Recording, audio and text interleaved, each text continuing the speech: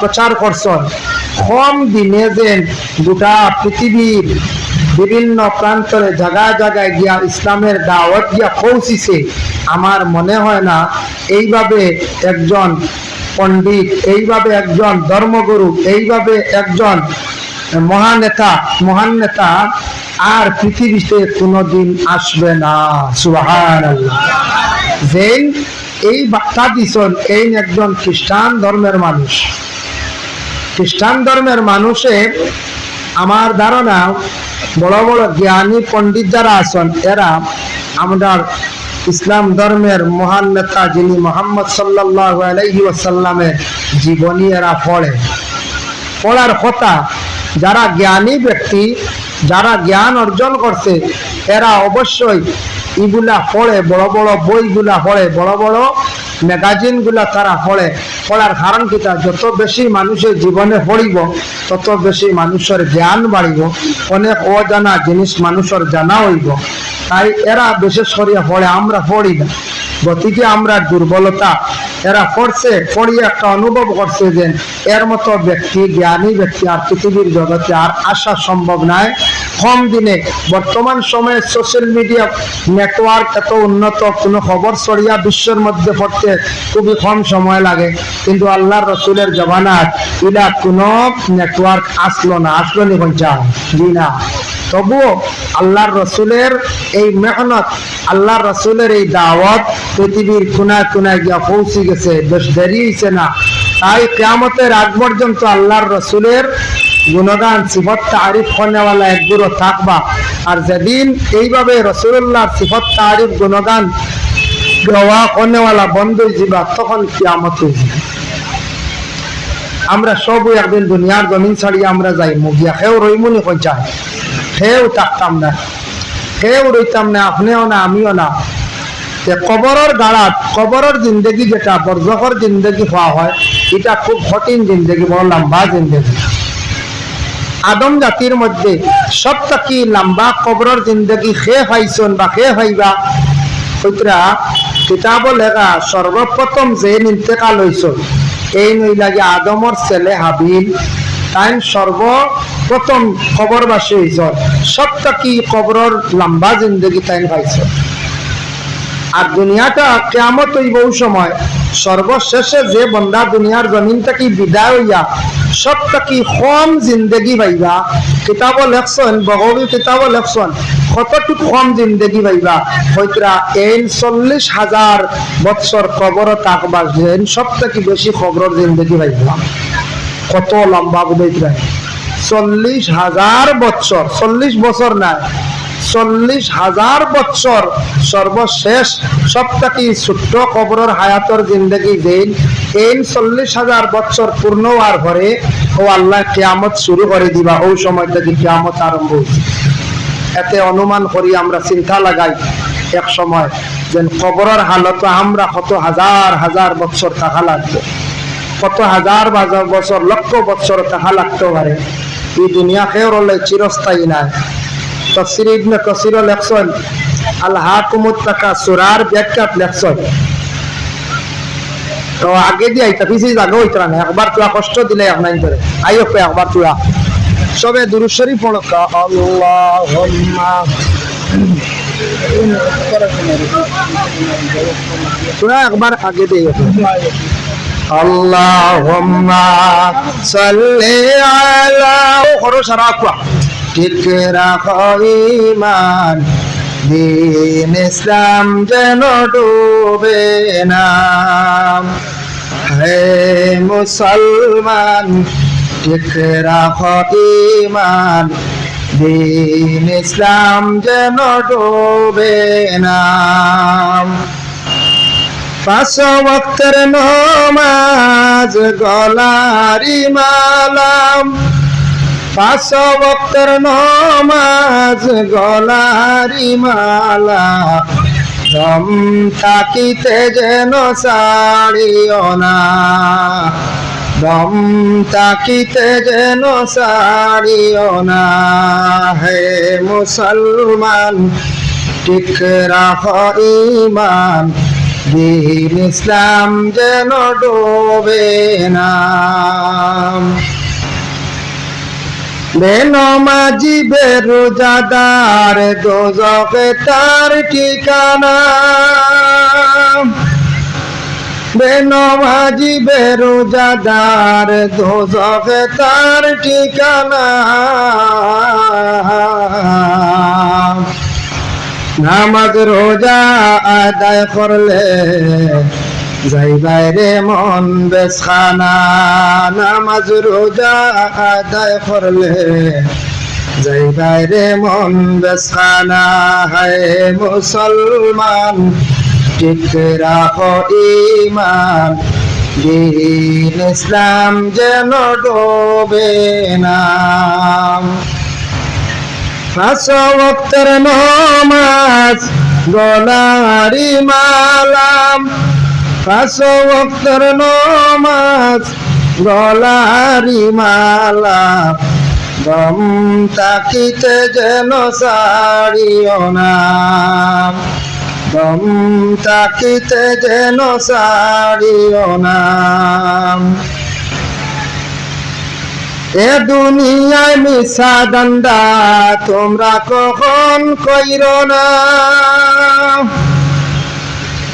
এ দুনিয়ায় মিশা দান্দা তোমরা কখন কইরো না। আসিলে পরে যাইতে হবে এই তো বড় যন্ত্রণা, আসিলে পরে যাইতে হবে এই তো বড় যন্ত্রণা। হে মুসলমান ঠিক রাখো ঈমান, দিন ইসলাম যেন ডোবে না। পাঁচ ওয়াক্তের নামাজ গলারি মালাম, পাঁচ ওয়াক্তের নামাজ গলারি মালা। দম তাকিতে যেন ছাড়িও না, দম তাকিতে যেন ছাড়িও না, দম তাকিতে যেন ছাড়িও না। আলহামদুলিল্লাহ, আপনারা কিছু সময় আনামাতি বকু আমি আয়াত নিয়ে আলোচনা যাই মুগিয়া। যাই হোক, তো আমি আলোচনাতে আসলাম, ভূমিকা কিছু মাতিলাম, এখন চূড়া একটা মাত আরম্ভ করলাম। আলহাকুমুত তাকাসুরা, সূরা তাকাসুর হয় ও সূরার তাফসীর ও লেখছেন প্রথম দুই আয়াতের ব্যাখ্যা। আলহাকুমুত তাকাসুর হাত্তা যুরতুমুল মাকাবির। আল্লাহ কইতরা কিছু ফুকে খালি বাড়াবাড়ি হয়। যাই হোক, আল্লাহ পাক রব্বুল আলামিন কইতরা আমার বন্ধকল দুনিয়ার লালস পড়িয়া লুভ পড়িয়া মানুষ গাফিলতির মধ্যে পড়ে গেছেন গিয়া। হাসাও, গাফিলতির মধ্যে মানুষ গিয়া পড়ে দিতরা, কিন্তু তারা জানিয়া রাখো হাত্তা যুরতুমুল মাকাবির, ইহা তককে প্রত্যেক কবরের মধ্যে জানেওয়ালা যে মানুষের মূল কোনো কিছু ফানুন দেখবা না, কিনা তেল লাগাই দিন না। ও ওটা এখন দেখো ফুকে খালি বাড়িয়েছিলাম চকুতাই হানে দু টুকরা আইয়া বুঝেছি ও ভিতরে একটা আপনার সভাপতির ভিতরে গেছে কি। ও এনে একদিন একজনে কইছে কুদি বিবলে একবার আইলে 70 বছর এবাদত শেষ হলো না। আর ইনা যদি দলিল থাকে না মানছে সারা বিবলা খাই দিবা বাজিয়া বুঝেছি। তাহলে দলিল শক্ত থাকা ভালো, খুব কাইছর কত বছর এবাদত যাইব খাইল হইয়া মেসাব যদি বিবলার শুনলাম 70 বছর আপনি খুব বাক্কা বড়কু খাই দিছ কিতা করা যায়, খাই দলিল আইতে পারে। এর লাগিয়া তোকে একটু বাড়াবাড়ি করে নি, কেন তো একটু দাঁড়াইতে পানি আছে হলো না, বন্ধ আছে পানি আছে দানও আছে, তাহলে ও না এখান ফান লাগে দেখো আল্লাহ মাফ করতে এরানি চোখে দিয়ে ডুবি দিতে খানে দিয়ে ডুবি দিতরা। যার কারণে ও আল্লাহর কাছে কইছেন মানুষের মায়া যে তিন জিনিসের লাগিয়া, কিন্তু তিনটার মধ্যে একটা যাইব কবর আর দুইটা যাইত না, দুইটা যাইত না, একটা যাইব কিতা ও তাফসীরের মধ্যে লেখছেন একটা হইল মাল দৌলত, এটা যাইত না যেন আছে অনপড়িয়া রইব, ঘর বাড়ি বিল্ডিং গাড়ি সারাও রইব। আরেক সম্পদ হইল গিয়া আওলাদ, কবরস্থানও যাইবা গিয়া ঘুরিয়া আইবা। আর আরেকটা সম্পদ হইল গিয়া বলে কি আমল, একমাত্র ও আমলটা যাইব কবরের মধ্যে। আর বাকি সব আমল, বাকি সব সম্পদ এটা বেকার আমরা লাগে। এখানে বেকার না, আওলাদর লাগে তৈয়া গেছে, কিন্তু এই সম্পদ তো লিয়া দিতাম পারতাম। যার কারণে দৌলত রইব জাগাত, আওলাদ গিয়া তৈয়া ঘুরিয়া আইবা, আর একমাত্র আমল যাইব খবর। তা আমল লই আমরা যাওয়ার চেষ্টা করতাম, চিন্তা করতাম। যদি আমরা কিছু আমল লইয়া যাই না, আমরা অনেক যুবক ভাইয়ান আছেন দেশ ব্যবসা বাণিজ্য করতাম, আর অনেক ভাইয়ান আছেন মেঘালয়, মণিপুর, বেঙ্গালুর, চেন্নাই, মিডিল ইস্ট আছেন, বিদেশ বাড়ি যায়, মাঝে মধ্যে পয়সা দিন বাবারা তো, কিন্তু মারা তো পয়সা দেন। বাড়িতে আসার সময় সব ভাইয়ান চিন্তা করেন বাড়িতে যাইতাম, কিলা খালিয়াতে যাইতাম, একটা পয়সা লিয়ে যাওয়া লাগবে। ওলা চিন্তা থাকে না ভাইয়াতে, কিলা কালিয়াতে যাইতাম, সামনে ঈদ, কিলা কালিয়াতে যাইতাম, বাড়ির দিয়া বিবাহ এখন আছে বনির বা বাগনির, কিলা কালিয়াতে যাইতাম। ঠিক তদ্রুপ বলে আমরা ওলা কবর যাইবার আগে একটা চিন্তা থাকতো, আমরা সামান জোগাড় করিয়া যাইতাম, কবরের সামান জোগাড় করিয়া যাওয়ার আমরা চেষ্টা করতাম। আল্লাহর হাবিব জনাবে মুহাম্মদুর রাসূলুল্লাহ সাল্লাল্লাহু আলাইহি ওয়াসাল্লাম রে আল্লাহ এই দুনিয়ার জমিনও দান করছেন, যে নবীর তুলনা হইতে পারে না। এই নবীর আল্লাহ দুনিয়ার জমিনও দান করছে। যদি নবী দিতা না, কুল কায়নাত আল্লাহ সৃষ্টি করলা না, তাই আল্লাহ পাক রব্বুল আলামিনে সর্বশ্রেষ্ঠ নবী আমরা দান করছেন। আমরা ও নবীর উম্মত, এই নবীর উম্মতের মর্যাদা কতটুকু কিয়ামতের দিন আপনার আমার দেখার পরে অনুভব করতাম পারবো। এখন আমরা বুঝতাম পারি না, এখন আমরা বুঝতাম পারি না। তো রাসূলুল্লাহর বাপ, দাদা, মা, দুধমা, এটা আমরা মুসলমান ভাই হিসাবে আমরা জানা দরকার, অত্যন্ত দরকার। যদি আমরা জানি না, আমরা এখানে যত আছি মুসলমান সব ভাইয়ের, সাইটে রোডও আছেন ভাইয়ের, বাড়িয়ে ঘরে আছেন মা বই নহল, প্রত্যেক মুসলমান একলর জানা অত্যন্ত দরকার, কিছু ইতিহাস জানিয়া রাখা দরকার। আজকে যে দেশে বসবাস করিয়া, সেই দেশ এক সময় রাজা প্রজাদের দেশ আসলো, তারপরে মুঘলের শাসনে আসলো, তারপরে ব্রিটিশ শাসনে আসলো, তারপরে সেই দেশ আজকে আপনার স্বাধীন দেশ হয়েছে, গণতন্ত্র দেশ, ভোট দেওয়ার অধিকার আছে, ভোট দিয়া। কিন্তু মুসলমানদের অসংখ্য অস্তিত্ব, মুসলমানদের অস্তিত্ব এখন তো নাই বুঝা, যারা আছে মুসলমানদের অনেক স্মৃতিগুলা সেই ভারতবর্ষের দিল্লি রাজধানীতে আপনার আছে, গেলে দেখবা মুসলমানরা কি করিয়া গেছে। এটা আমরা কিছু ইতিহাস জানা দরকার। তাই ইসলাম ধর্মের মানুষ হিসাবে ইসলাম সম্পর্কে জানা দরকার, ইসলাম ধর্মের মহাগুরু সম্পর্কে জানা দরকার, ইসলাম ধর্মের ধর্মগ্রন্থ ব্যাপারে আপনার আমার কিছু জানা দরকার। আমরা যদি জানি না, এলাও মানুষ আসল। কয়েকদিন আগে আমি একটা পোস্ট দেখছি, বাট্টি 18-19 সেকেন্ডের পোস্ট, বাট্টি দেখছি, আমি শেয়ার করছি না, গেছে গিয়া এক মিডিয়া গিয়ে আরেক বাইরে জিজ্ঞাসা করে আপনার বাড়ি কয়, বলে আসাম, বলে আসামের মুখ্যমন্ত্রীর নাম কিতা, এই বাইয়ে কইরা হাসিনা, বুঝেছি আসামের মুখ্যমন্ত্রীর নাম হাসিনা। কত ব্যাকুল মানুষ আবু আছেন, বুঝাইছিলেন। এর লাগে এটা আমরা জানা দরকার। আমরা কিছু দেশ ব্যাপারে, দেশের ইতিহাস ব্যাপারে জানা দরকার, ইসলাম ব্যাপারে আমরা জানা দরকার। তাই ইসলাম ধর্ম ব্যাপারে জানা দরকার। রাসূলুল্লাহর বাপ, দাদা, চাচা, ইনসান খেয়ে আসলা, কিলা আসলা, বংশ ব্যাপারে আমরা কিছু জানা প্রত্যেকের লাগি দরকার। এখন দেখো রাসূলুল্লাহ সাল্লাল্লাহু আলাইহি ওয়াসাল্লাম এই দুনিয়ার জমিনের তশরিফ আনছেন, কিন্তু আল্লাহর রসুলের দাদা আসলা আব্দুল মুত্তালিব, নাম শুনছেন তো, জানা আছে। আব্দুল মুত্তালিবর কত সম্মান মর্যাদা আল্লাহ দান করছে, এখানে দান করল আল্লাহ। আল্লাহর রসুলের দাদা আব্দুল মুত্তালিব, কিতাবাদির মধ্যে দেখতে পাইলাম আব্দুল মুত্তালিবের জীবনী আপনারা যদি ভান পড়িয়া দেখবা, রাসূলুল্লাহর দাদা আব্দুল মুত্তালিব কাবা ঘরের খাদিম আসলে, আল্লাহর ঘরের তান খেদমতগার আসলাম। আল্লাহর ঘরের খেদমত করার কারণে রাসূলুল্লাহর দাদা আব্দুল মুত্তালিবের সম্মান মর্যাদা আল্লাহ এতটুকু জমিনও বাড়াইলা। গোটা আরব দেশে মক্কা নগরে অর্থাৎ মদিনাবাসী হলে আব্দুল মুত্তালিবের খুব বেশি পরিচয় পাইতাম। খালি মক্কাত নাই, মদিনার মানুষেও আব্দুল মুত্তালিবের চিন্তা। এখন আব্দুল মুত্তালিবে কিতা দোয়া করলা, তাই না আল্লাহর ঘরের খেদমত করতা, খাদিমি করতা। আব্দুল মুত্তালিবে খুব বেশি আল্লাহর ঘরের মধ্যে দরিয়াতে দোয়া করতা কইতায়, আল্লাহ আমি মুত্তালিব মারা যাইমু, কোন দিন মারা যাইমু, আমি আব্দুল মুত্তালিব তো দুনিয়ার জন্য চিরস্থায়ী নাই, আল্লাহ আমার বংশের মধ্যে ওলা একজন মানুষ দান করিও, আল্লাহ আমার বংশ ওইভাবে দুনিয়ার জমিনে রাখিও, আমি আব্দুল মুত্তালিবের নাম যেন কোনোদিন মিটে না। হযরতে আব্দুল মুত্তালিবে খুব বেশি আল্লাহর দরবারে দোয়া করলা, দোয়ার বদৌলতে আব্দুল মুত্তালিবের বংশের মধ্যে আল্লাহ আখিরি জমানার নবী, শ্রেষ্ঠ নবী, বিশ্ব নবীর আল্লাহ দান করলা, যে নবীর কারণে বংশর এইবার ইমান বংশ উজালা হইল, আর আল্লাহর রসুলের নাম থাকার কারণে রসুল্লাহর দাদা আব্দুল মুত্তালিবের নাম আজ পর্যন্ত মিটিছে না। মিটছে নি কোন চাই রসুল্লাহর দাদার নাম এখন আমিও লইয়ান নেন। এইভাবে কিয়ামতের আগ পর্যন্ত রসুল্লাহর দাদার নাম সবে লইব, রসুলের বংশ মৃত্যু না, কারণ বংশের মধ্যে বালা এক মানুষ আল্লাহ দান করছেন যার খাতিরে বংশ উজালা হয়ে গেছে। সুবহানাল্লাহ।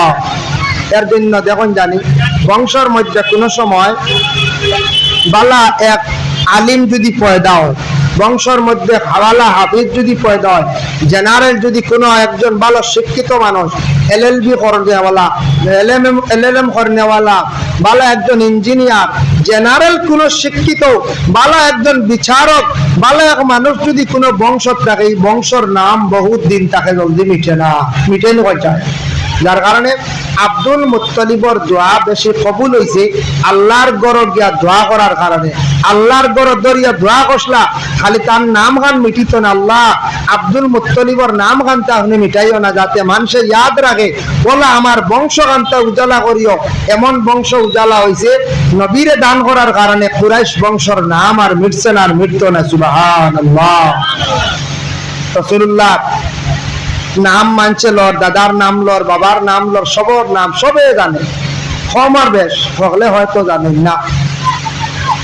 এর জন্য বিশেষ করিয়া আল্লাহর হাবিব সাল্লাল্লাহু আলাইহি ওয়াসাল্লাম রে আল্লাহর যাতে কি সম্বোধন করলা, কিতা সম্বোধন করলা, নবী কইলানি বলে হ্যাঁ আল্লাহর রসুল রে মোহাম্মদ হইয়াও ডাক দিছেন, রসুল হইয়াও পাঠাইছেন, রসুল হইয়াও ডাক দিছেন। আল্লাহর হাবিব সাল্লাল্লাহু আলাইহি ওয়াসাল্লাম রে এই দুনিয়ার জমিন রাহমাতুল লিল আলামিন বানাইয়া পাঠাইছেন, গোটা বিশ্বর মানব জাতির কল্যাণের জন্য রহমত স্বরূপ হিসাবে আল্লাহ সেই নবীর জমিনে পাঠাইছেন। সুবহানাল্লাহ। কিন্তু কোরআন শরীফের মধ্যে একটা সূরা আছে 26 নম্বর পারা, 26 নম্বর পারার মধ্যে এই যে সূরা যেটা আছে, সূরার নাম হলো সূরাতুল ফাতহ।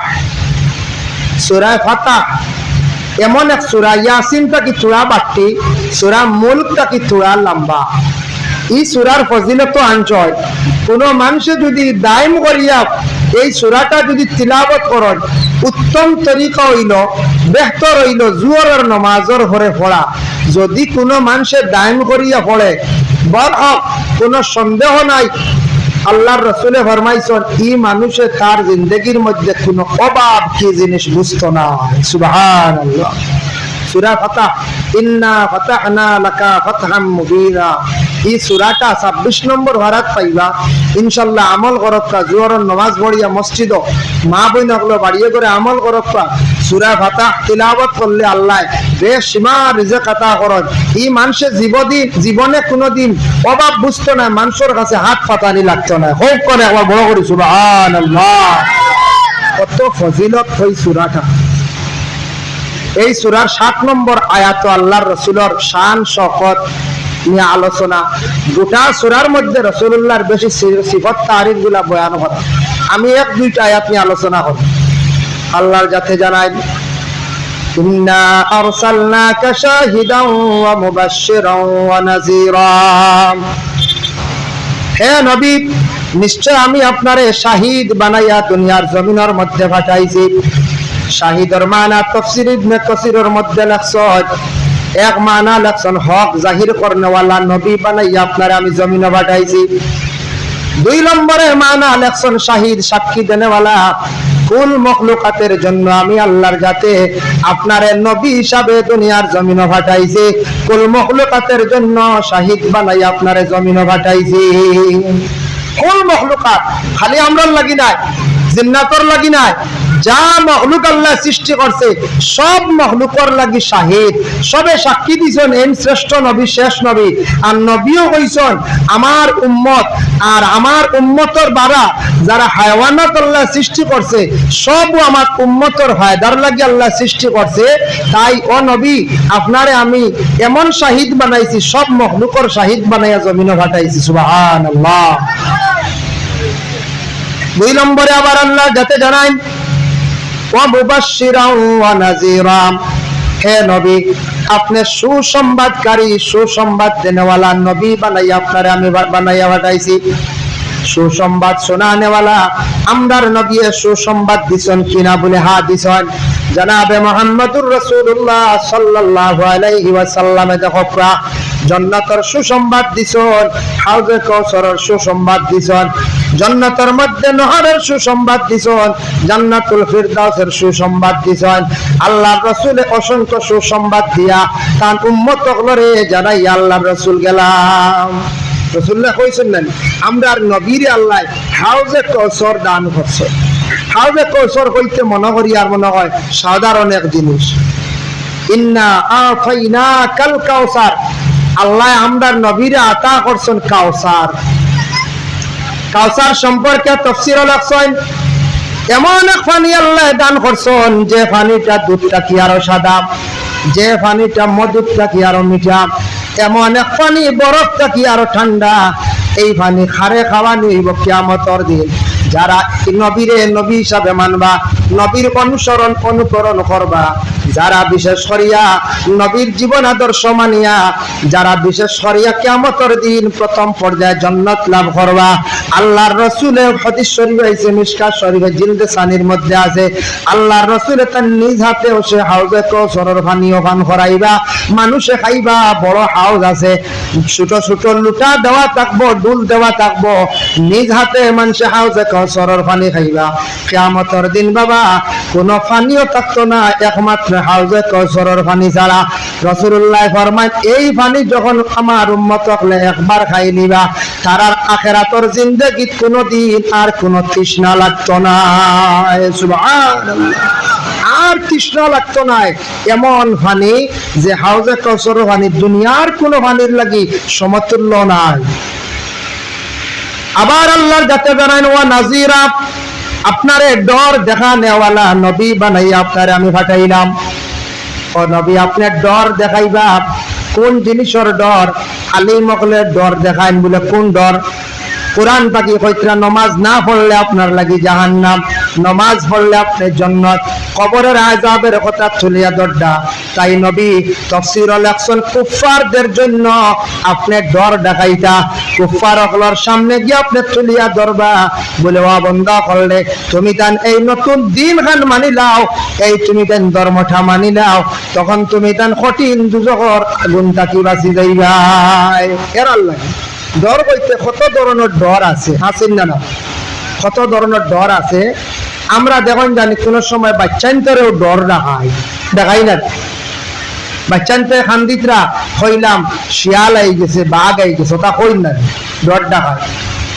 ইলা ডর না দেখাইতো না বালা নাই, বাচ্চান্তর ক্ষতি করবে। কোন বাচ্চা যদি বেশি খান্দে, বাচ্চারা কয়েকটা কারণে খান্দিয়া থাকে। এক তো হইল গে ক্ষুধার্ত, এক তো হইল গে পেটের যন্ত্রণা। যদি কোনো বাচ্চার পেটের মধ্যে যদি অধিক বেদনা সৃষ্টি হয়, এই বাচ্চা হইতে পারে না, তার খান্দন ছাড়া কোনো বাসা নাই। আপনি চিন্তা ধারণা করিয়া বাচ্চার পেটের মধ্যে তেল মালিশ করো, অতএব বাচ্চার ঔষধ খাবার, আল্লাহ শিফা দিবা। আর বেশিরভাগ বেদনা যদি সৃষ্টি হয় খেওরের পেটর বেদনা ধরছে, কোন বাচ্চার পেটর বেদনা হইছে বিসমিল্লাহিল্লাযী লা ইয়াদুররু মা ইসমি শাইউন ফিল আরদি ওয়ালা ফিস সামাই ওয়া হুয়াস সামিউল আলিম। এই দোয়াটা কমাস কম 7 বার করিয়া পেটো ফু দেখবা, কিংবা তো পানির মধ্যে ফু দিয়ে পানি খাওয়া। আকীদা বিশ্বাস রাখবা আল্লাহ তোমার শিফা দিব, বিশ্বাস রাখিয়া নিজেও খাও বাচ্চারও খাওয়া দেখবা আল্লাহর কুদরতে মানুষের পেটর বেদনারে আল্লাহ শিফা দিবা। এর লাগি বেদনার ঔষধ, মহা ঔষধ, এটা পড়িলে 20 পর্যন্ত পানি হয়ে যায়। 20 পানি হয়ে যায় গিয়া যে আল্লাহর রসুল একবার পরীক্ষা করছিলা দুশ্মন হলে দেখি যায় মোহাম্মদ রে বিষ ফুরাইয়া খাবাই দে, দেখিছেন টান কতটুক গুণ পাওয়ার আছে। আল্লাহর রসুলে ও দোয়া ভরিয়া খাইছিলা বিষ পানিয়ে গেছে, কোনো ক্ষতি করছে না। কত সুবহানাল্লাহ। এখন কোন সময় তো বড় বেহাল অবস্থা আমাদের দেশে বাবা, বিভিন্ন জায়গার মধ্যে দেখা যায় মানুষ দিনদারিত্ব কি অতটুক সরছে, মানুষের ভিতরে আখেরাতের কোনো ভয় নাই, চিন্তা নাই। দেখছেন না আপনারা সোশ্যাল মিডিয়াত বাবা দৌলতর লাগি সম্পদর লাগি মায়ের করিয়া বাংলাদেশ আপন বাইয়ে বাইরে ধরিয়া চোখ খুলিয়া লইয়া আইছে। দেখলেন আপনারা ভাই আল্লাহ যদি গুছা উঠছে তবু বাড়ি মারি দেশ না, চোখ খুলি লাইছে, চোখ নাই দৌলত কাইত করিয়া সম্পদ কাইত করিয়া কত জঘন্যতম মানুষ দেখো আরেক মানুষের আপন বাইর মারবেটর বাইর চোখ খুলিয়া লইয়া আইছে দৌলত খাইবার লাগিয়া। হাই রে হা মানুষ খানো গিয়া পৌঁছিছে। আর বাগাত দেখো ইমরান যেন হত্যা হয়েছে, বড় দুঃখ লাগছে। প্রায় মানুষের ভিতরে একটা ডর আই গেছে গিয়া, ডরাইছে না না ডর আইছে কি কারণ কিতা স্বামীর সম্পূর্ণ বিশ্বাস বড় স্ত্রীর উপরে, আর স্ত্রীর বিশ্বাস হইল গিয়া স্বামীর উপরে। স্বামী স্ত্রীর দৈনন্দিন জীবনের মধ্যে মায়া মহব্বতটা থাকতো, যদি মায়া মহব্বত থাকে না তাদের জীবনটা কাটিয়া যায় না, বেড়াচেরা লাগি যায়। কিন্তু দুনিয়ার এখন বর্তমান বড় কঠিন যুগ, মোবাইলের কারণে বেশিরভাগ বিশৃঙ্খলা দেখা দিছে। প্রায় বিবাহিত মহিলা হল আপন স্বামীরে ছাড়িয়া অন্য বেগানা পুরুষের সঙ্গে চললা, কারণটা কিতা একমাত্র মোবাইলের কারণে। এর লাগে কিছু সচেতন সারা হওয়ার চেষ্টা করবা, বিশেষ করিয়া বাড়িতে কোনো পুরুষরে আউরি না আশ্রয় দেওয়াটা বলা পরে আল্লাহর বন্দেগানি তাত্তা কি অনেক ফ্যামিলি ধ্বংস হয়ে যার গিয়া। দেখো কয়েকজন মহিলায় এত নিষ্ঠুর মহিলা কিভাবে আপন স্বামীরে যেন বিষ খাওয়াইয়া হত্যা করে লাইলা, কত সুন্দর একটা সংসার রে ধ্বংস করলা। তাই মনে করছেন জীবনে সুখী হয়ে যাবে, আর সুখী নাই, সারাটা জীবন খান খান্দনে যাইব, খান্দন ছাড়া তান কোনো রেহাই নাই। এখন তাকে খান্দন আরম্ভ হয়ে গেছে, বাচ্চান বাড়ির টাইম জেলখানা। আরো কয়েকদিন পরে মানুষের তানরে দোষারু করবা, দেখার পরে মানুষের চোখ পালাই বা ঘৃণা করবা। আত্মীয় স্বজনের বাড়ির যাইবা, মানুষে কইবা স্বামীরে মারনেওয়ালা মহিলা। এইভাবে সারা জীবন মানুষে দেখিয়া মানুষে ঘৃণা করবা, অপমানিত সব জায়গায় জায়গায় হইবা, সারা জীবন খান্দিবা। ছেলে সন্তান বড় হওয়ার পরে এরা বদনজরে মায়ের দিকে তাকাইবা, কইবা মা গো তুমি কিভাবে আমরা আর বাবারে তুমি এইভাবে হত্যা করলাই। সারাটা জীবন কান্দি কান্দি যাইব, সামান্য ভুলের কারণে আল্লাহর বান্দি সারা জীবনের চিন্তা খান্দন পড়ি গেলাম। কিছু চিন্তার দরকার আছে, কিন্তু মেসেজ আইছে মোবাইলও। দোকানদার হলে খালি কইতে এখন খালাই ডাইল বিকেন না, বুঝবাইছে খালাই ডাইল ধরাই খাওয়া ভাত দিলাইছে। দোকানদার হলে বুঝলেন খালাই গুনার বেচতে পারডা না, আজ খালাই ডাইলের দুষ নাই রে বা। এখন এক বেটিয়ে খালাই ডাইলে ঘুরাই দিল খোসাই, এখন সারা খালাই দুষিনি কোন চাই না। দোকানদার হলে বিপদে পড়ছে খালাই গুনা নিয়া, ইগুন বিকের না। মেসেজ আইছে হুজুর চূড়া মাতক খালাই ইগুন বিকেন না। সেবার জন্য নি বাবা 25 কেজির বস্তা আনি তো 25 কেজি খালাইয়ের দাম কত বুঝাইতে, কত দাম নানি খালাই ডাল। এর কারণে এখন খালাইয়ের দোষ না, খালাই কাটুয়া বুঝতে নি, তবে খাইতে সময় হিসাবে কাটুয়া বলার হ্যাঁ হুজুরে ডরও দেখাই দিলেন। এখন বেটিনতে এক জিনিস শিখছ, যদি কিছু বলে ধরো স্বামী হলের কোনো লাইনে আকুশ করতাম চাইতে খালাই ডাইলে ঘুরাইব, খালাই ডাইলের সেন্টে খাইলে বুঝি হইতা বলার একটা পথ পাইছে না। সব মহিলা ইলা নাই, কিন্তু যে মহিলা জঘন্যতম কাজ করছে বাবা, একজন মানুষকে হত্যা করে লাইছে বাবা। দুঃখ লাগে মানুষে কিভাবে হত্যা করডা, এটা দেখিয়া অনেক সময় দুঃখ লাগি যায়। এর কারণে আমি প্রায় সময় নসিহত করি বাবা, আজকে ভারতবর্ষে হোক নিকটবর্তী দেশ বাংলাদেশে হোক, মানুষে জায়গার মধ্যে বাড়িয়াইয়া মারি লাইতরা। আরে নিজে চিন্তা করি অনেক সময় মানুষের দিল কি এত পাষাণ, মানুষে কত জলদি কিলা মারতে পারে বুঝতাম পারলাম না।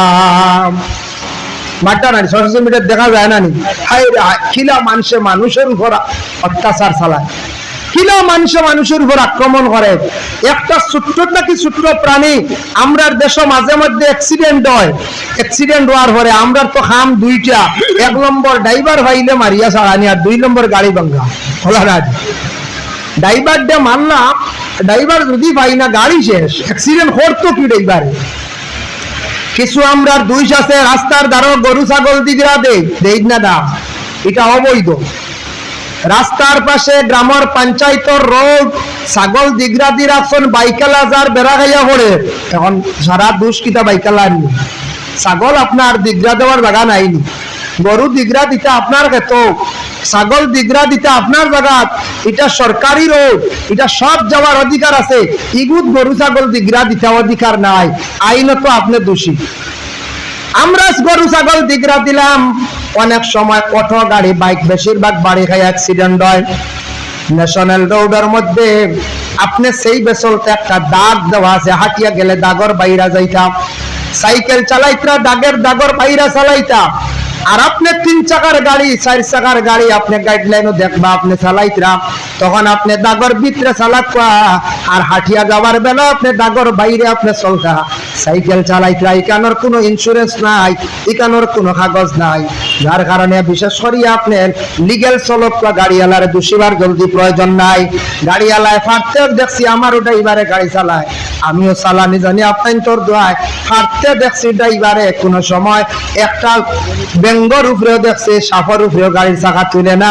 ও গত রাত আমরা হাটিগোলা থেকে আসার সময় খুব বেশি বৃষ্টি, আর বড় একটা ইঁদুর রোড ক্রস করি 20,000 খুব স্লো মোশনে, আমরা ড্রাইভারে দেখছি, আমার ড্রাইভারে স্লো করছে, ইঁদুরটারে মারছে না।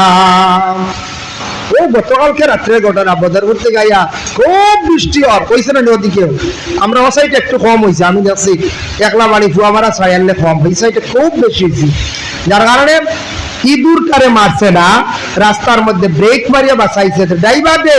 আপনি যান মিডিল ইস্ট সৌদি আরব গেলে দেখবা গাড়ি অ্যাক্সিডেন্ট হইলে ড্রাইভার মারা নাই, গাড়ি ভাঙ্গা নাই, লগে লগে আইবা পুলিশ আইব, আইয়া সিসি ক্যামেরা আছে জায়গায় জায়গায়, নতুবা গাড়ির সামনে ক্যামেরা আছে, পিছে ক্যামেরা আছে, হার দোষ হার গুণিটা তারা দেখবো, মারামারি নাই। এটা আসলে অন্যায়, মারাত্মক যদি কোনো দোষ করিয়া তাকে প্রমাণ সামনে দেখো, আচ্ছা কিছু পানিশমেন্ট দিলা এক লাইনে, হাতে দুগু মারলা, সর দুগু মারলা বলে, যাতে ডরাইয়া আর ইলা আনলিগেল গাড়ি চালাইতো না। আসলে ড্রাইভারে জানি শুনি অ্যাক্সিডেন্ট করে না, ড্রাইভারে জানি শুনি মাশাআল্লাহ সদকা আব্বাস মিয়ার পরিবার না, এর লাগি বিশেষ করিয়া আল্লাহকে আসতে রাস্তা অ্যাক্সিডেন্ট হইলে আমরা ড্রাইভার বাইরে আউরি মারই না, গাড়ি খান বেহুদা ভাঙবই না, একেবারে আমরা অন্যায় করিলে আমার ধারণা আমরা এটা জলদি দেখতাম না, আর ডুলাইতাম না। আর যারা আইবা সিফা ইয়া বকুয়া লাগা বার করিয়া বারবার ডুলানি মহফিল নষ্ট হয়, সময় যা। এর লাগি বিশেষ করিয়া দেখেন হত্যার ব্যাপারে একটা আমি ঘটনা নিয়ে আল্লাহর বন্দেগান লক্ষ্য করো। গত 3 অগাস্ট আমি সফরের হালত ছিলাম। গত 3 অগাস্ট আমি যখন বদরপুর থেকে ট্রেনে উঠিলাম, দিল্লি গেলাম, তারপরে আমি সরহিন গেলাম, পাঞ্জাব আজমির শরীফ গেলাম। লামডিং থেকে একজন মহিলা বিবাহিতা, তার স্বামী স্বামী স্ত্রী 2 জন উঠিছেন, এরা 2 জন এমপ্লয়ি চাকরি করেন, 2 জন মানুষ হইলা ব্যাংকর চাকরি করেন, 2 জনে ব্যাংকর লাইনে পড়িয়া চাকরি পাইছেন।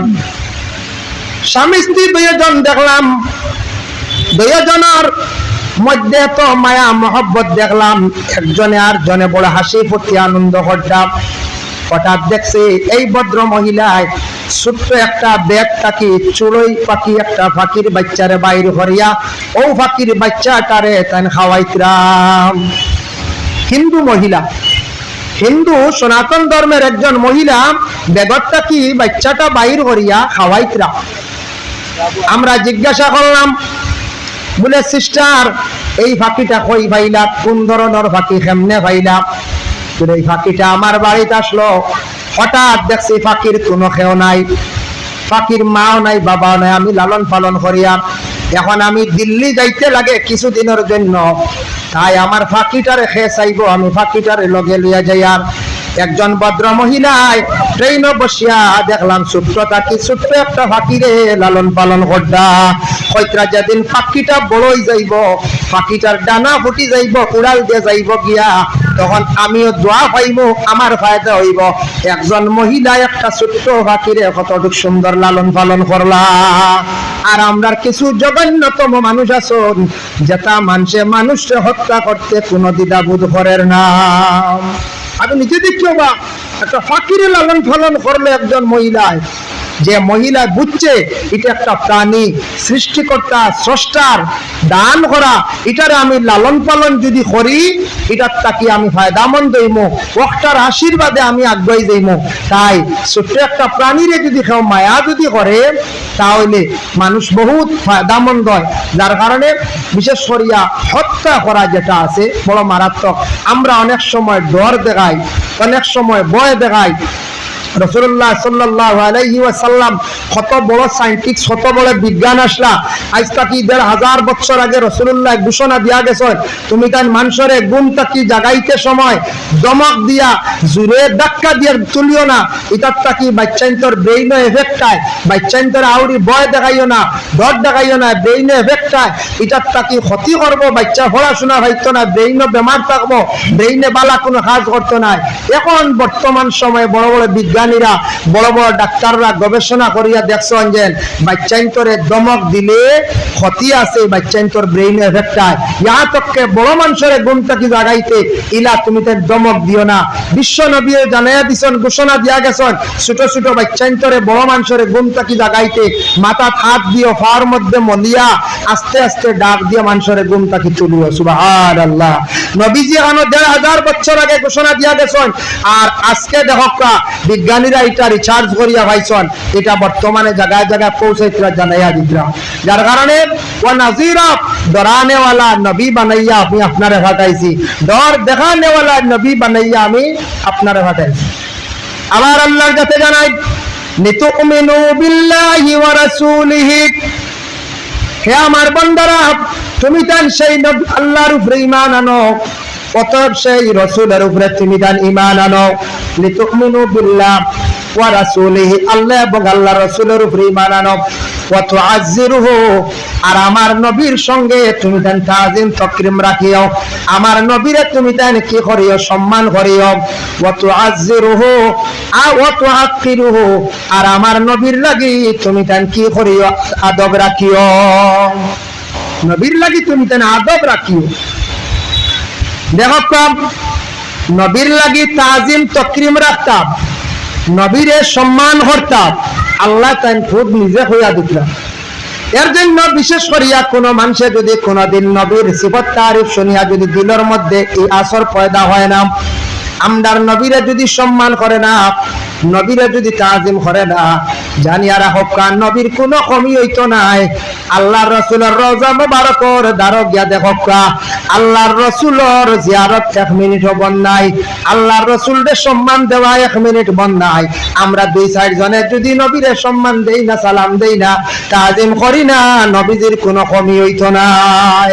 কমি হইব আমার নবীজি যে জায়গা শুয়া আছেন মদিনা শরীফ, এই জায়গায় কান কতটুক সম্মানী। কাবদাতুল বাইবা হাদিসের ভারত কইত্রা ফর্সা আলোকিত মাটি, মদিনা মুনাওয়ারা যে মাটির নবী শুয়া আছেন, এই মাটির তুলনা পৃথিবীর আর কোনো মাটির সঙ্গে তুলনা হইতে পারে না। হোক না সুবহানাল্লাহ। কাবদাতুল বাইদা, আলোকিত ফর্সা মাটি, এই মাটির মধ্যে সুগন্ধ আছে, এই মাটির মধ্যে আলো আছে, এই মাটি যেটা আছে দুনিয়ার কোনো মাটির লগে তুলনা নাই।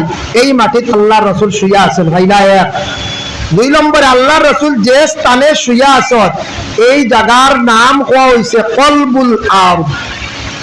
কলবুল আরদ মানে আমরার জেলা কলব আছে, জমিনের কলব হইল গিয়া ও জায়গাখান, সেই জায়গার মধ্যে আল্লাহর রাসূল শুয়া আছেন। সুবহানাল্লাহ। এর জন্য বিশেষ করিয়া এখন কইছেন নবীর লাগি তুমি তেন আদব রাখিও, ওয়া তুআক্কিরুহু, এই নবীর জন্য তুমি তেন আদব রাখিও। বাবা আদব সম্পর্কে নসিহত শুনছেন আপনারা, অনেক নসিহত শুনছেন, কিন্তু একটু খেয়াল করা লাগবো। আদব এমন একটা জিনিস বাবা, যে আদব কিনতে পাওয়া যায় না, আদবের কোনো বাজার নাই, মার্কেট নাই, আদব কোনদিন পার্সেল হয় না। আদব হইল গিয়া নবীজির জীবন আদর্শ, আদব হইল গিয়া নবীজির সুন্নত। আমার নবী কিভাবে খাইছেন, নবীজি কিভাবে ঘুমাইছেন, কিভাবে মানুষের সঙ্গে ব্যবহার রাখছেন, আল্লাহ রসুলের মুখের ভাষার মধ্যে কতটুকু আদব আসলো, ওগুলা যদি জীবনে আমরা জানতাম পারি আর আমল করতাম পারি, আমরা জীবন ধন্য হয়ে যাইব, আমরা জীবন পরিবর্তন হয়ে যাইব। তার একটা এক্সাম্পল আমি আপনাদের সম্মুখে আনতে চাই।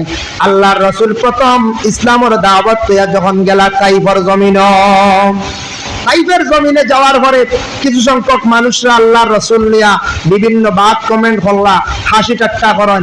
আব্দুল্লাহর বেটা মোহাম্মদ নতুন একটা ধর্ম লইয়া আইছেন, হাসি ঠাট্টা করেন। বৃদ্ধ মহিলা দিয়া রাস্তার মধ্যে খাটা বিছানি লইলা এখনো বিদ্যমান, গেলে দেখবা তাইফের জমিনে যারা হাজিসা বগল গেছেন এরা দেখছেন যে রাস্তা বয়স্ক মহিলা খাটা বিছাইছলা, খাটা ফালাইছলা, যে মোহাম্মদের ভাওবা গীতিত ভাওবা ডুবত, এই রাস্তায় এখনো পর্যন্ত আছে। রাসূলুল্লাহ তাইফ দাওয়াত লইয়া গেলা, ইসলামের দাওয়াত। যাওয়ার পরে রাসূলুল্লাহ বড় গাইল গাইলা, বড় মায়ের গাইলা, যত লম্বা আলোচনা, হাতরের ইটা খাইছেন রাসূলুল্লাহ, গাইল গাইছেন, পিছন দিকে ছিড়াইছেন আল্লাহর রাসূলকে নিয়া।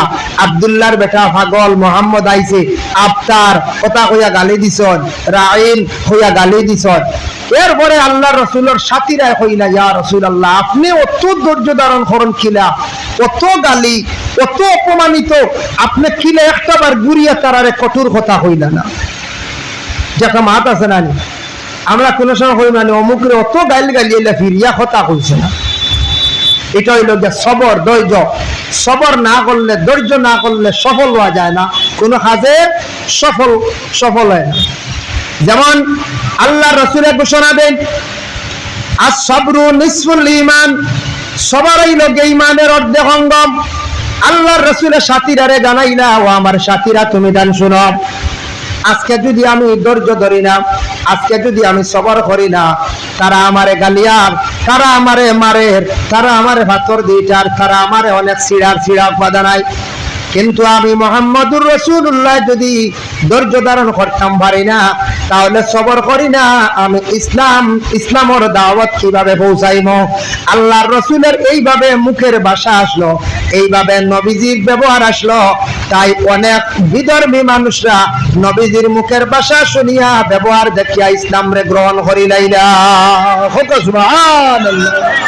নবীজির মুখের ভাষা শুনিয়া ইসলাম গ্রহণ করছে, হওয়া লাগছে না ইসলামের ভিতরে, ইলা হওয়া লাগছে না, অনেকে ডাইরেক্ট দেখা দেখি ইসলাম গ্রহণ করছে।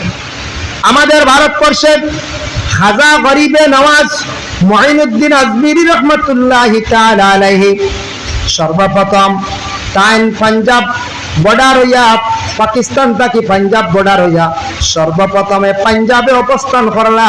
পাঞ্জাব থেকে তাই দিল্লিতে গেলাম। ভারতে আসার পরে দেখলাম এই ভারতের জমিন রাজা প্রজারা এরা দেশ চালাইতরা, মানুষে প্রস্রাব করিয়া জল ব্যবহার করা জানে না, কাপড় পরিধান করা মানুষে জানে না, মানুষের মধ্যে হায়া শরম বিলকুল নাই, মানুষের ধর্ম কি তাও মানুষে বুঝতে পারে না। আউরি মানুষ এইভাবে চলে। খাজা মুঈনুদ্দিন আজমিরি রহমতুল্লাহি তাআলা আলাইহি সর্বপ্রথম তাদের কাছে গিয়া কি জানাইলা, হইলা আমি আল্লাহর এক বান্দা আইছি, আমি অমুক জায়গা থেকে আইছি, আমার বাড়ি হইল গিয়া খুরাসান, বিশেষ করে আমি মদিনা থেকে আমি আইছি, আমি আপনার কাছে নতুন একটা ধর্মর প্রচারে আমি আইছি, তুমি জান শুনো, নতুন একটা ধর্মর প্রচারে আইছি। ধর্ম বুঝনি কারা হইলে আমরা বুঝি না, কিতা তোমার ধর্মর রীতিনীতি নিয়ম কি আমরা দেখি চাই বলে, তুমি তাই দেখিয়া পূজা করো, তুমি তাই দেখিয়ার ভাক্তর সজদা করো, তুমি তাই দেখিয়ার এইভাবে অন্ধবিশ্বাসী হিসাবে কি ঘটায়, কোন সময় মানুষে হত্যা করিলাও, কোন সময় মেয়ে সন্তান জন্ম হয়ে গেলে নিয়া তুমি তান জিত্তা নিয়া মাটি দিলাও। এটা জাহিলিয়াতের যুগে আসলো, আমাদের ভারতবর্ষেও ছিল বাবা। খাজা মুঈনুদ্দিনের জীবনী পড়িয়া দেখবা এমন অবস্থা আসলো, কেউর কন্যা সন্তান হয়ে গেলে গিয়া এই কন্যা সন্তান দে জ্যান্ত অবস্থায় মাটি দিলাইতাম। তুমি তার মেয়ে সন্তানকে অবহেলা করদাই। মেয়ে সন্তানের মর্যাদা জাননি। আমি যে ধর্ম নিয়ে আইছি এই ধর্মে কইছে মেয়ে সন্তানকে তুমি তাই শ্রদ্ধার পাত্র মনে করতায়, মেয়ে সন্তানকে মায়া করতায়, মেয়ে সন্তান সকলরে আদর করিয়া ফুলো লইতায়। তুমি তার মেয়ে সন্তান মারি বেলাইতে। তুমি তান প্রস্রাব করিয়া জল ব্যবহার করো না, পায়খানা করিয়া জল ব্যবহার করেন না। ইলাক সময় আসলো পায়খানার উপরে তারা কাগজ ব্যবহার করতো, এটা এখনো আছে না? আছে, কিছু জায়গাতে আছে, জল ব্যবহার করা নাই। ট্রেনে গেলে দেখবা বিহার, আমরা ভারতের বিহার যে আছে, বিহারের কিছু সংখ্যক মানুষ এরার বদ অভ্যাস, এরা তারার গড়ো তারা জরুরত আদায় করে না, মলত্যাগ করে না। বেটি মানুষ গড়ো, বেটা মানুষ জঙ্গল। ট্রেনের সাইটও ঠিক আসবনের দ্বারো ট্রেনে দেখা যায় গেলে ও পালসার লইয়া আইসে, আইয়া দেখা যায় জঙ্গলও পায়খানা করে। বুঝবাইতাম পালসারের দাম আছে না? পালসার লইয়া আইয়া জঙ্গল পায়খানা করে যান। কতটুক তাদের বদ চরিত্র, বদ আকলাক। কিন্তু বিশ্বনবী ওখান কইছেন নি প্রস্রাব পায়খানা আড়ালে করো, তুমি এক জায়গাত নির্জস্থানে করো। প্রস্রাব পায়খানা যেসা জায়গাত করলে জিন্নাতে আক্রমণ করব, যেসা জায়গাত প্রস্রাব পায়খানা তুমি যদি করিয়া থাকো তোমার আমল নষ্ট হইব। প্রস্রাব পায়খানা যদি তুমি সঠিকভাবে যদি করো না, পবিত্র হইতে পারতাই নাই। আর প্রস্রাব পায়খানা করার সময় যদি আউরি কথাবার্তা করো, এটার তাকে তোমার জিল্লতির জিন্দেগি আইবে। প্রস্রাব পায়খানাত মাতিতা না, গপ করতা না, বলে হরুমো একজন হরুমো গপ শুরু করি, হইতো না। এখন তোর গপ তো মোবাইলও নাই। এখন যদি প্রস্রাব পায়খানার নিশ্চিন্তা কত সময় ফোনে মাতিলে ইনু জিল্লতির জিন্দেগি আইব, অভাবর জিন্দেগি আইব। ইনু মাত খতা না, ইনু খানি না। প্রস্রাব পায়খানা জরুরত আদায় করতে আল্লাহর রসুলে টোটাল নিষেধ করছেন। প্রস্রাব পায়খানার সময় মাত খতা খাওয়া পিয়া কিচ্ছু না। এই দুই হালত আমরা তো এক গুড়োর চলে শুনছি ওলা সিগারেট খাই, এই সময় এক গুড়ো বিড়িও খায়, এই সময় আল্লাহকেও আসতে খাই না জানি। এটা হাইওয়ান দিয়ে তুলনা দেওয়া হয়েছে। হাইওয়ানে একদিকে খায়, অপর দিকে পায়খানা করে, করেন না করছে। আমরা তো হাইওয়ান না, হাইওয়ানে নাতি কথা কনেওয়ালা সমুজদার হাইওয়ান আল্লাহ আপনারা আমারে বানাইয়া দিছ। আল্লাহকেও আসতে এই বদ আমলটা ছাড়ি দেখবা, জিল্লতি আইব। জিল্লতি মানে বুড়া জিনিসে দেখা দিব, বাদ জিনিসে দেখা দিব, আপনার মুসিবতে দেখা দিব। প্রস্রাব পায়খানার হালত যদি মানুষে এই ধরনের বদ আমল যদি করিয়া থাকে, আল্লাহ রসুল সাল্লাল্লাহু আলাইহি ওয়াসাল্লামের মায়ের উম্মত হল দেখুন খাজা মঈনুদ্দিনের দিনের দাওয়াত দিলা, সেই ভারতবর্ষের মধ্যে মানুষদের কাছে পৌঁছাইলা, কোরআন দেখাইলা। বলে ওই দেখো কোরআন, এটা হইল ইসলাম ধর্মের মহাগ্রন্থ কোরআন। কোরআনে সবকিছু আছে। কোরআনে ভালো উপদেশ দিছে, অন্যায় জিনিসের প্রতিবাদ করতা, ভালো জিনিসের দিকে অগ্রসর হইতা, খারাপ জিনিসটা কি মানুষদের বিরত রাখতা, কিভাবে মানুষে খাইতো, কিভাবে কাপড় পরিধান করতো, কিভাবে মানুষে ঘুমাইতো, সবকিছু আমার সেই গ্রন্থের মধ্যে আছে। আর বিশ্ব নবী জনাবে মুহাম্মদুর রাসূলুল্লাহ সাল্লাল্লাহু আলাইহি ওয়াসাল্লামের জীবন আদর্শ কিছু আমি আপনাদের সামনে তুলিয়া ধর্ম। যদি আপনাদের পছন্দ হয় তাহলে তুমি তার নতুন ধর্ম ইসলাম রে গ্রহণ করো। যখন খাজা মঈনুদ্দিনে কোরআন তিলাওয়াত করিয়া শুনাইলা আর ধর্মের কিছু নিয়ম গুলা তুলিয়া ধরলা, তারা কইছে রে আমরা কতদিন আউরি চললাম, এই ধর্মটারে গ্রহণ করা আমাদের অত্যন্ত দরকার। ওই সময় আস্তে আস্তে তারা এই খাজা মঈনুদ্দিনের কাছে আসিয়া তারা কলিমা পড়িয়া লগে লগে তারা পাঞ্জাবের জমিনও ইসলাম ধর্মরে গ্রহণ করা আরম্ভ করলা। সুবহানাল্লাহ। পাঞ্জাবের কিছু বড় বড় রাজা হলে দমক দিয়ে খাদাই দিলা, নতুন খেয়াইয়া আরম্ভ করছে ইসলামের প্রচার। খাদাও গেছেন দিল্লি খান্ডেরাও এক বাচ্চা আসলো, সেখানে গেছেন আবার দিনের দাওয়াত দিলাম। এই জায়গাত আবার হাজার হাজার ইসলাম ধর্ম গ্রহণ করলা। এই জায়গাটা কি আবার তাই গেলা আজমির নামক জায়গাত, আল্লাহ রসুলের যে জায়গার কথা ইশারা করিয়া কইসলা সেই জায়গাত গেলাম। লম্বা ইতিহাস বাবা। খাজা মঈনুদ্দিনে এই ভারতবর্ষে আসিয়া কলিমার দাওয়াত দিছেন, ইসলামের দাওয়াত দিছেন। আর আমাদের পার্শ্ববর্তী দেশ বাংলাদেশ, সেই জায়গায় শাহজালাল মুজাররদে আমনি রহমাতুল্লাহি তাআলা আলাইহি, উনার আপন বাগিনা শাহবরান রহমাতুল্লাহি তাআলা আলাইহি, ওরা কি করছেন ইসলামের দাওয়াত দিছেন, কলিমার দাওয়াত পৌঁছাইলা, যার দ্বারা তাদের কাছে নবীজির জীবন আদর্শ দেখিয়া অসংখ্য বিধর্মীরা কি করলা, ইসলাম ধর্মরে গ্রহণ করলাম। তাই বিশেষ করে নবীজি দাওয়াত লইয়া গেছেন, কলিমার দাওয়াত দিছেন, হই গিয়া তাইবর জমিনে বহুত মায়ের খাইলা, কিন্তু নবীজি বড় সবর ধৈর্য ধারণ করছে, ধৈর্য ধারণ করলা। ধৈর্য না ধরলে মানুষ কামিয়াব হইতে পারে না, এখানে জানিয়া রাখবা। যার ধৈর্য নাই এই মানুষ জীবনে কোনো কাজও কামিয়াব হইতে পারতো না, ধৈর্য লাগবে। কারণ ধৈর্যকারীর আল্লাহ কইছেন, নবীজি কইছেন ইমানের অর্ধেক অঙ্গ। আর কোরআনে আল্লাহ কইছেন ইন্নাল্লাহা মাআস সাবিরিন, ধৈর্য হইল গিয়া ধৈর্যকারীর সাথে আমি আল্লাহ থাকি, আমি আল্লাহ ধৈর্যকারীর সঙ্গে থাকি। এর জন্য ধৈর্য মানে সবর যেটা, এটা ইমানের অঙ্গ। প্রত্যেকে আপনার আমার ধৈর্য ধরতাম। ধৈর্য দেখেন উদাহরণ, দুই একটা দুনিয়াবি উদাহরণ আপনাদের সম্মুখে আমি তুলতে চাই। দেখেন মনে হরফ কাপ কোন এক যুবক ভাই পড়াশোনা বাদ দিলাইছেন, ক্লাস 7 পর্যন্ত পড়িছেন, মেট্রিক পর্যন্ত দিছেন। তখন বাবা কইছেন রে বা তুমি তো পড়া বাদ দিলাইছো, কোনো কাজ শিখো। হাতের যদি কোনো কাজ থাকে না তাহলে মানুষের তেমন কোনো জমিন মূল্য থাকে না। এক ছেলে যদি বাবার ঘরে তখন বাবার ওটাও সম্পদ আছে, পাম্প আছে, পেট্রোল পাম্প আছে, বিটা আছে, বিল্ডিং আছে, তাই কিচ্ছু যদি জানেন না, আউরি যেসায় মেয়ে বিবাহ দিতে একটু চিন্তা করবো, করবেন না হচ্ছে চিন্তা করবো, মেয়ে বিবাহ দিতে একটু চিন্তা করবো। ওই বইন কিচ্ছু জানেন না, খানো দিতাম, বাবার সম্পদ আইজ আছে, খাইল নাও থাকতে পারে, এই খাবাই বা কিনা আমার বুড়ি, তার লাগে হাতর কাজ লাগে। দেখো কোনো ছেলে যদি কাজ শিখতে নাই ধৈর্য লাগবো। যেমন মিস্ত্রি যদি রাজমিস্ত্রি কাজ শিখতে যদি চান তাহলে প্রথমে যুগালি করতে লাগে। আমরা দেশের একটা নিয়ম, হেডমাস্টারে ফাঁসিবা হইবা ভাট্টা ধরো, মশলা বানাও, অন্য ধরো, হন ধরো, ইট আনো।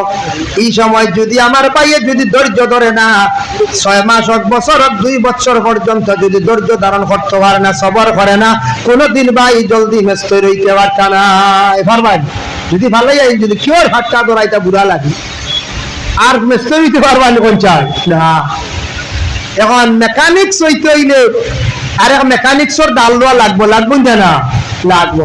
মেকানিক্সে গেলে হইলে কইব র্যাঙ্ক সগুন চিনাই, কইব 8 দাও, 16 দাও, 22 দাও, হগু দাও, জেক তুলো, খালি ঠায়ার তুলো, তা কইব না, কথা তুলো, প্লাট তুলো, তা কইব। এখন যদি র্যাঙ্ক চিনতে চিনতে লাগি 1 মাস, আর কইবা কিতা বাবাই দিলাম মেকানিক্স হইতা গিয়ে খালি র্যাঙ্কস বুয়ায় খালি কইয়া যদি ভালো লাগে আর মেকানিক্স হইতে পারবাই না, আর মেকানিক্স হইতে পারত না। ধৈর্য লাগবে, সব জিনিস ধৈর্য ধরতে লাগবো। দোকানদারির মধ্যে হলা ধৈর্য ধারণ করতে লাগবো। ব্যবসা করতে হইলে ধৈর্য ধারণ করা লাগে। একজন ভাইয়ে যদি ফান দোকান দেয়, একটা ফানোর দোকান, এটা কিছু আছে আল্লাহর কিছু কুদরত লাগে। আল্লাহ যারে মায়া করি লাইছে দিলাই তো আল্লাহর কাছে কোনদিন হান দিছি, খার ধোয়া পড়ে গেছে গিয়া। আমরা রাতাবাড়ি বা ওয়াজও গেলে, আমি মৌলানা আলী আহমদ সাওয়ারল আলী মহল রাতাবাড়ির দিকে আমরা যখন ওয়াজও যাই, আমরা এক ভাই আসন ফান দোকান দেন, ডেইলি 400 থেকে 500 ফান বিক্রি করে, নজমুল নাম। আমরা গেলে প্রতিদিন গেলেও কমসে কম 1-2টা ফান আমরা সুন্দর করে বানায়া দেন। যত আলী মহল যায় সব আলী মহল লাগি ফান ফ্রি। আমরা এই বাইয়ে প্রতিদিন মিঠা বাতি ফান থাকি লইয়া বাংলা বাতি হাত দেখছি সব সময় লাল থাকে। বিকাল দুপুর জোহরের পর থাকি লইয়া রাত 2টা পর্যন্ত, বিকাল 2টা থাকি রাত্রি 2টা-3টা পর্যন্ত সারাদিন ফান বিকে। সমাজ হম বাইয়ে কইছেন বলে সমাজ হম 500 নিচে ফান বিক্রি করে, উর্দে আরো বেশি আছে। আল্লাহ বন্দারে চাইলি, আল্লাহ বাইরে চাইলিছি। আগে আমি জানতাম না, গিয়া দেখলাম হাসাও তো হাত অফসর নাই, আস্তা দিন খালি ফান বানানি আর খালি অর্ডার আর অর্ডার। নজমুল নাম পান দোকান দিয়া বহুত পয়সা করি আল্লাহ বানাইছে, তার বেটার দান করছে, ধৈর্য ধারণ করছে। কিন্তু দেখো দোকানদারি খরের বাইয়ে কিন্তু কিছু সারিয়া দের গতিকে এই দোকানও মানুষ আর একবারে টাইট করে ধরলে আইব। আমরা নিলাম বাজার সেন্ট্রাল ফার্মেসি, আপনি পরীক্ষা করি দেখবা আগামী দিন যাইবা কিছু ঔষধ আনা যাইতা না, অত দূর হয় গিয়া আপনি 700 টাকার মেডিসিন লইবা 720 টাকা হইতা না, দাম দর নাই, আপনার 700 রাখবো, 20 টাকা মাইনাস লাগার। ফার্মেসি কত আছে? নিলাম বাজার, করিমগঞ্জ আছে। আপনার 700 যদি 21 টাকা হয়, চাইবো বেটা 21 টাকা রাখিলাই তো 1 টাকা ছাড়েন না, ফার্মেসি দিলে আছে সেন্ট্রাল ফার্মেসির বিক্রি আস্তা দিন মানুষ 8-10 দিনে আর রাইতে ডিউটি হয়ে কোনোদিন লক্ষ টাকার সেল হয়ে যায় গিয়ে সেন্ট্রাল ফার্মেসি। কারণ আমি নিজে দেখছি বেটা কতটুকু অ্যাকশন করে, মেডিসিনও পালা প্রফিট আছে আমরা জানি কিছু।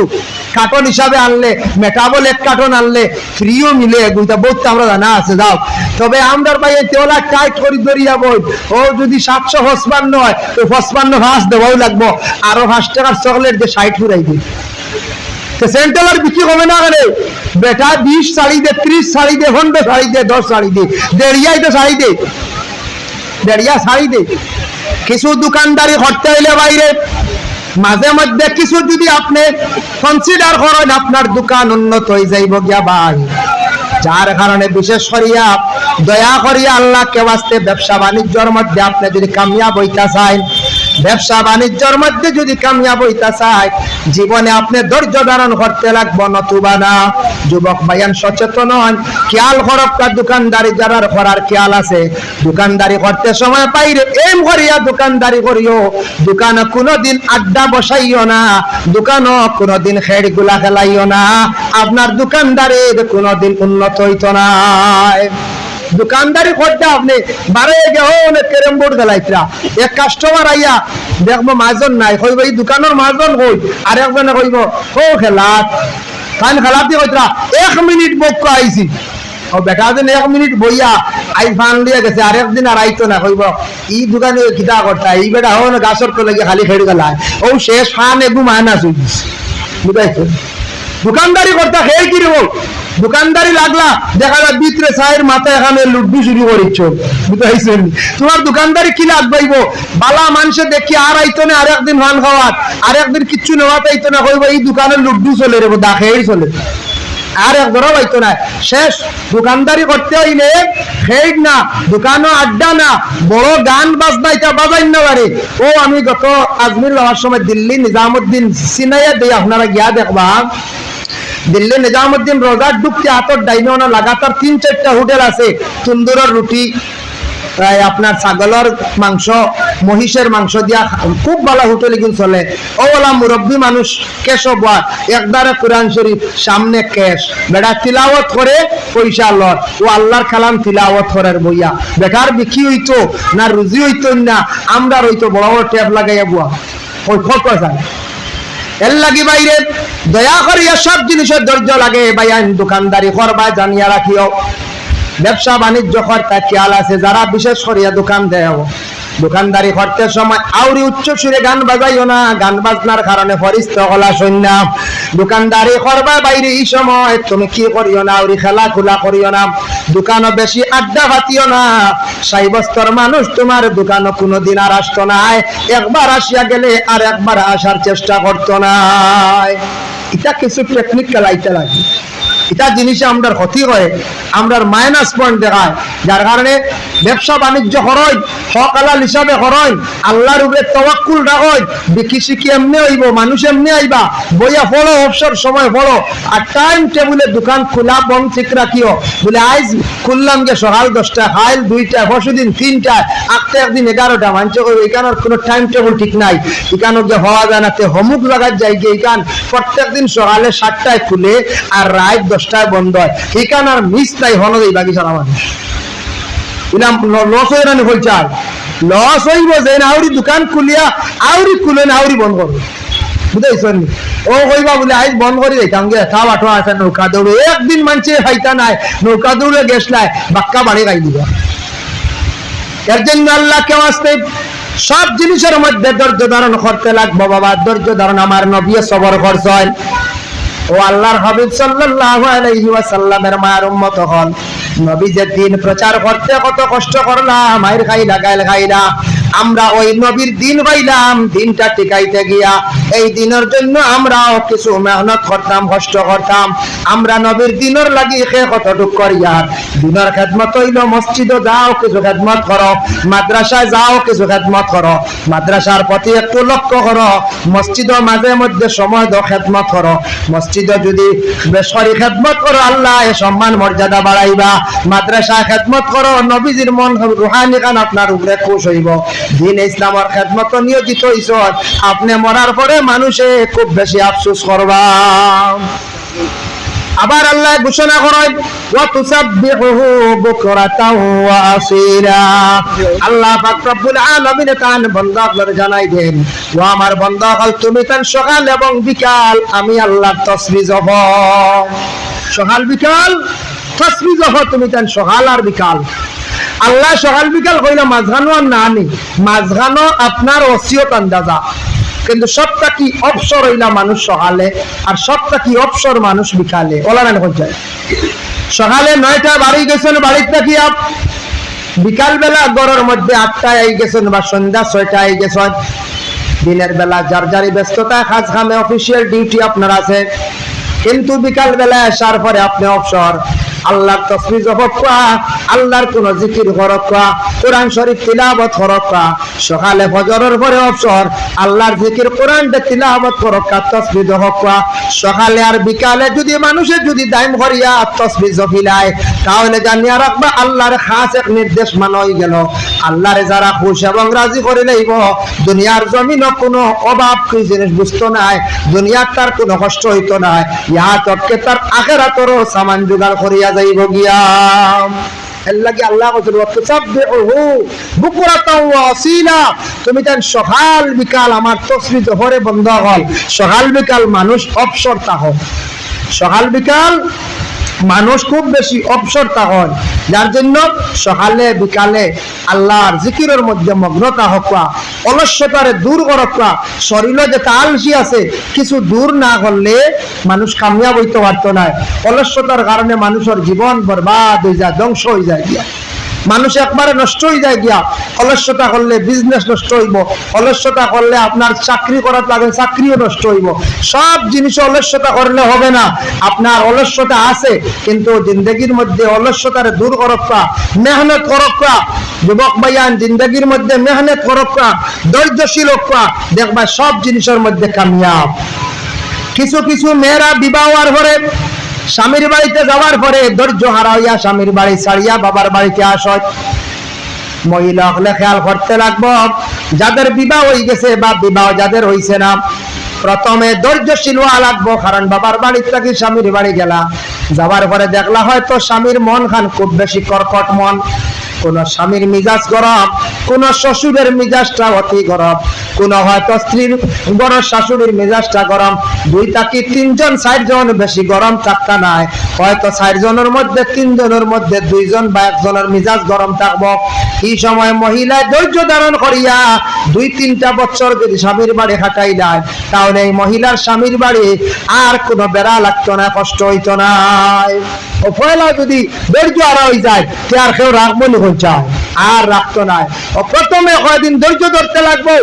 স্বামীর বাড়ি গেছেন, কিছু কাজ কাম একটু প্রেশার বেশি থাকবো, স্বামীর কাজ সেবা যত্ন করতে লাগবো, শ্বশুর শাশুড়ির সেবা যত্ন করতে লাগবো, বিভিন্ন কাজ কামের চাপ থাকবো। এই সময় মেহনত করা লাগবো। এই সময় যদি ধৈর্য ধরেন না, তাহলে আর স্বামীর ঘরে খাওয়া যাইতো না, স্বামীর ঘরে থাকতে পারত না। 2-3 বছর 4 বছর যাওয়ার পরে সন্তানের মালিক হয়ে যাবা, সন্তানের প্রতি মায়া বাড়ি যাইব, এই পরিবারের সারারও মায়া বাড়ি যাইব। একদিন না একদিন ও পরিবারের মানুষে কইবা বলে আমরা আর ছেলের বউটা বড় বালা, বহুতটা মাতিছি, বহুত খাম বেটিয়ে টেলিয়া নিছে রে, বহুত ধৈর্যশীল আমরা রিপুড়ি হইবা জানা হয়ে যায়, হইবা হইবা নিশ্চয় হইবা, নিশ্চয় প্রশংসা আই দিব। যার কারণে বিশেষ করিয়া কিছু কিছু জায়গা আছে শোনা যায়, মহিলা হলে বিবাহ হওয়ার পরে বেশি দিন যায় না, খালি স্যার আলোক হয়ে দিতা। ইতে একটা বুড়া অভ্যাস আরম্ভ হয়েছে, বদ অভ্যাস। কিছুদিন যায় না, মাত্র কয়েকদিন পরে সাইন সেপারেট হয়ে দিতা। হইতে পারবা, কোনো বাধা নাই, কিন্তু আপনার স্বামীর উপরে টান, মা বাবার দোয়া কমে যাইব। আপনার স্বামীর লইয়া যদি সুখ শান্তিতে খাইতে চায়, আপনার শ্বশুর শাশুড়ির সেবা যত্ন করেন। শ্বশুর শাশুড়ির সেবা যত্ন যত বেশি করে করবাই, তত তোমার স্বামীর উপরে মা বাবার দোয়া থাকবো।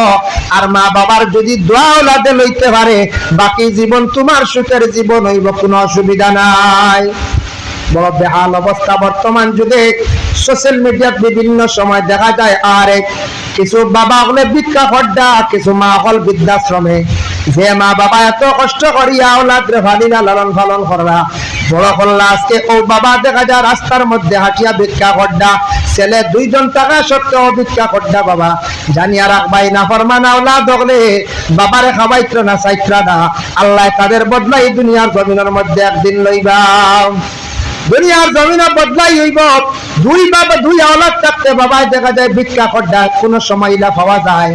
আর কোন জায়গাতে আছে ইলা মা হলে কষ্ট করডা, আওলাদ 2 জন টাকা সত্ত্বে হোক কিবা তো 1 জন টাকা সত্ত্বে হোক ছেলের বউর কারণে এই বাড়িতে থাকতে পারডা না। আর ছেলে কোন সময় গালিগালাজ করে, ছেলের বউর নির্যাতন যারা সম্ভব না, তখন গিয়া মা গিয়া পুরীর বাড়ি খোয়া দিন, পুরীর বাড়ি খোয়া দিন।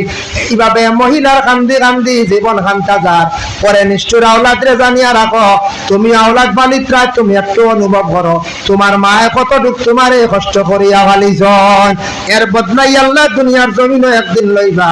আর কয়েকদিন আগে একটা ঘটনা দেখলাম বাংলাদেশও বাবা, আমি ভারতবর্ষ ইলাও জঘন্যতম ঘটনা আছে, খালি বাংলাদেশ নয়, তবে বাংলাদেশও দেখতে পাইলাম বাবা একজন ভদ্রলোকে তার মারে খুব বেশি মারামারি করে, নাউজুবিল্লাহ। হাজারো দুঃসরক বিশ্বনবী সাল্লাল্লাহু আলাইহি ওয়াসাল্লামের কাছে একদিন এক সাহাবী আসে বলে, ইয়া রাসূলুল্লাহ আমি তো ইসলাম কবুল করে নিয়েছি, গ্রহণ করে নিয়েছি, আমার বিশেষ করিয়া মা তো কখনো ইসলাম গ্রহণ করছেন না, কি করা? বলে তোমার মা জেলা আসল্লাহ তাহক্কা, তুমি দোয়া করো মার লাগে, কিন্তু তোমার মারে তুমি মারার ছাড়ার কঠোর কথা হওয়ার অধিকার নাই। আরেকজন সাহাবী বলে, ইয়া রাসূলুল্লাহ আমার বাবা মজনুন হয়ে গেছেন, মানে পাগল হয়ে গেছেন, আমার বাবা ব্যাপারে কিতা করতাম, আমার বাবা পুরা পাগল, আমারে মারই। বলে তোমার বাবারে তুমি মারার অধিকার নাই, পাগল হয়ে গেছেন, একমাত্র তুমি বান্দিয়া রাখিয়া তোমার বাবারে খানি দেও, তোমার বাবার উপরে হাত তোলার অধিকার নাই। আজকে বড় কঠিন যুগ, কিয়ামতের আলামত বাবা। নবীজি কইছেন কিয়ামতের আগে আওলাদে বাপ হকলর উপরে মা হকলর উপরে হাত তুলবা।